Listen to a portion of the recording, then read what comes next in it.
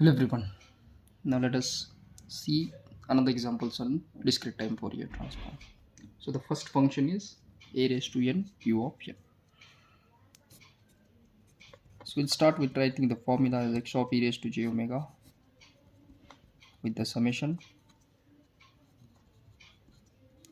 xn into e raised to minus j omega n. So we'll get this equation as summation a raised to n un e raised to minus j omega. As you know यहाँ पर unit step signal दिया है तो इसका value 1 होता है for all positive values of n. Even if हम इस समेशन को स्प्लिट करेंगे दो पार्ट्स में starting with minus infinity to minus one all negative values के लिए, तो यहाँ पर यू ऑफ n की वैल्यू 1 हो जाएगी प्लस नेक्स्ट समेशन है फ्रॉम 0 टू प्लस इन्फिनिटी जिसके अक्रॉस यू ऑफ n की वैल्यू 1 होती है. तो a raise to n into directly लिखेंगे हम ए रेज टू माइनस में, ये तो cancel. Ultimately we got n is equal to 0 to infinity a raise to n e raise to minus j omega n. अब देखिए ये a और e multiplication में है और n जो है पावर में, तो इन दोनों के पावर में से हम n कॉमन निकाल सकते हैं. तो ये मिलेगा 0 to infinity a e raise to minus j omega raise to n आ गया. Now will apply the formula जो हमने देखा था. फॉर्मूला होता है n अगर 0 से लेके ए इन्फिनिटी के बीच में ए रेज टू n आ जाएगा 1/1 minus a will get this 1 divided by a raise to minus j omega. Fine. अब इसको फर्दर सिंप्लीफाई भी कर सकते हैं in terms of e raise to minus j omega को हम कॉस और साइन भी लिख सकते हैं, वो भी फॉर्म हमें मिल सकता है. Better way we will go with this x e raised to j omega like this. Or we can simplify this again. In that case हमें मिलेगा x of e raised to j omega is 1 divided by 1 minus a into e raised to minus j theta को हम cos और sin के form में भी लिख सकते हैं. तो हमें मिलेगा cos थीटा यानी कि cos omega minus j sin omega. E raise to minus j theta होता है cos theta minus j sine theta, तो ये आ जाएगा 1 divided by 1 minus a cos omega minus minus plus j a into sine. This will be our Fourier transform of the given function. Fine. Let's come for the second question. Now let us see the second example. x of n is a raised to mod n. So as usual we'll start with putting the formula as Fourier transform x e raised to j omega is summation x n into e raised to minus j omega. Now let us put the value of input signal as a into mod n e raised to minus j omega. अब अगर हम बात करेंगे इस mod n की, so it can have two possibilities.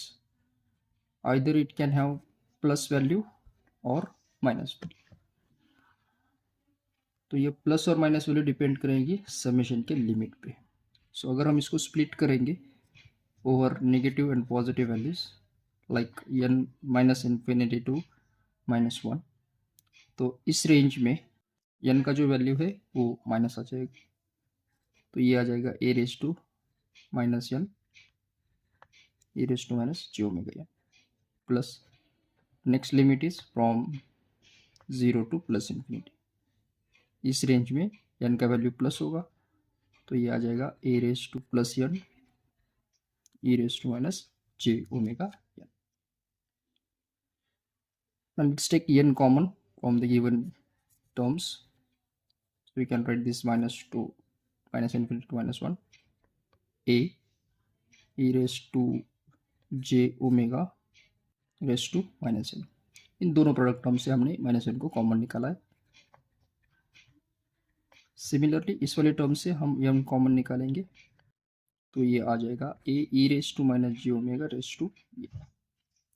Okay, अब देखिए ये जो समेशन का लिमिट है ये माइनस इन्फिनिटी से लेके -1 है, और हमारे पास जो फॉर्मूलाज होता है वो प्लस के लिए होता है, तो हम इस वाले एन को जो माइनस है उसको प्लस करेंगे, तो ये लिमिट हो जाएगा n is equal to infinity to 1।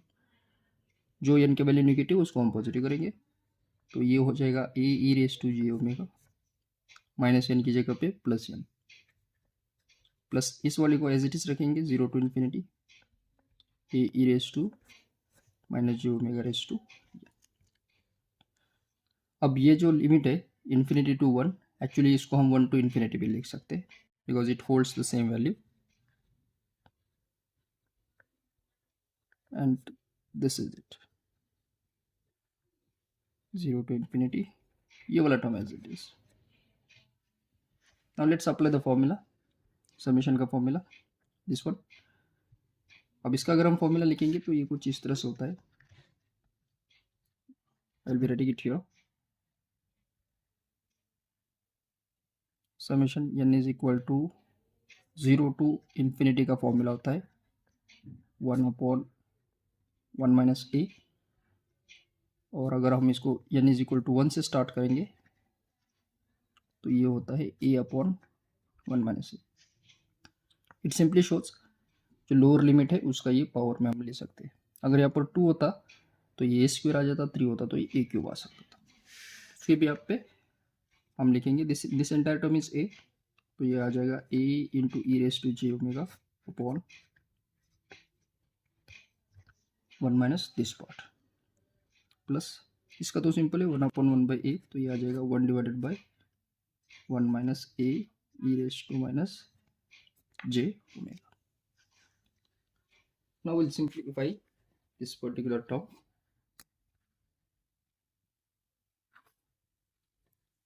तो सबसे पहले तो क्रॉस मल्टीप्लाई करेंगे इसको, ये आंसर हमें मिल सकता है x e raise to j omega will be a e raise to j omega into 1 minus a e raise to minus j omega plus 1 minus a e raise to j omega divided by multiplication of this two terms.